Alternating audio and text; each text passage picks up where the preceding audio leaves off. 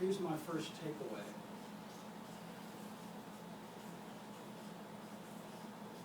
Can everyone see that turn? You see the turn? You gotta be careful with that stand. It's bending as opposed to moving. See that? It's the first takeaway. That word is a Hebrew word. It's pronounced Neshama. Neshama. It means breath. When God formed Adam, I think on a scale of 1 to 10, if you just looked at him physically, he probably was a 27.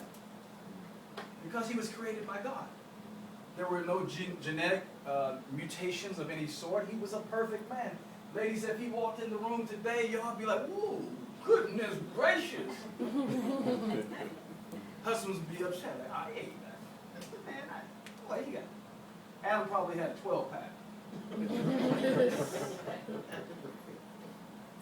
When he was lying there in the dust, he was handsome. He was complete. He probably, I'm not trying to be, he was probably well endowed from head to toe. All right, man. Somebody to look at. But there was one problem. He was a shell. He was a shell. He was a shell of a man. He was a potential. He was incomplete. He did not become a man until God breathed the breath of life into him, until he received the Neshama of God. I'm not speaking in tongues here.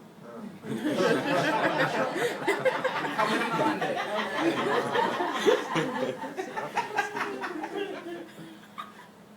And we understand that it was God blowing into his nostrils himself. This is the thing that I want you to get. What the word Neshama means is vital wind. It means breath, but it also means inspiration.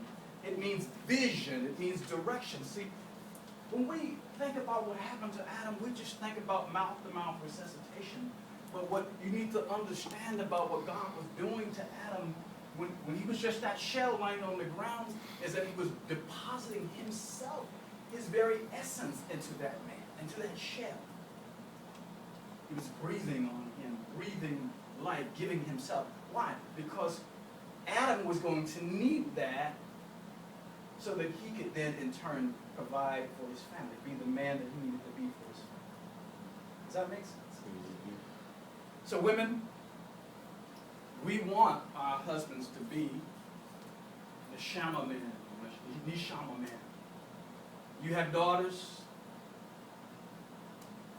they're thinking about getting married, and they're looking at how fine he is, how educated he is, how influential, how charismatic. The real question is, does he have the breath of God? Does that make sense? You, mothers and fathers who have sons, you want to talk to them about what the principal thing in life.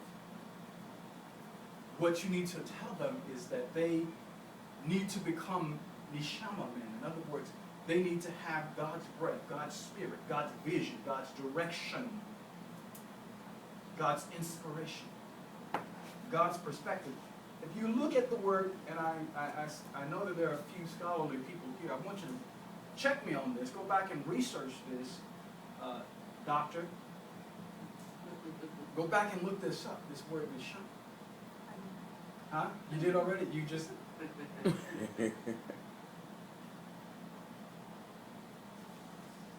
One of the words that appear in the definition of Neshama is inspire. I think I've said that. If you look up the word inspire, it's a derivative of the word inspire from the Latin, which means to give direction to elevate. Now, why is that important? Why is that important? Because the man is the cornerstone to the marriage. To a godly marriage, I'll say Now, how he got the neshama of God is that he had an intimate encounter with God. God came with intentionality and breathed into his nostrils. Now then, if you notice in Genesis, and those of you who are Bible scholars have probably read Genesis a couple of times, what we don't see anywhere in Genesis is where God did the same thing to Eve. Do we? Can anyone tell me where that is in Scripture? So if God didn't give direct neshama to Eve, how did she get it?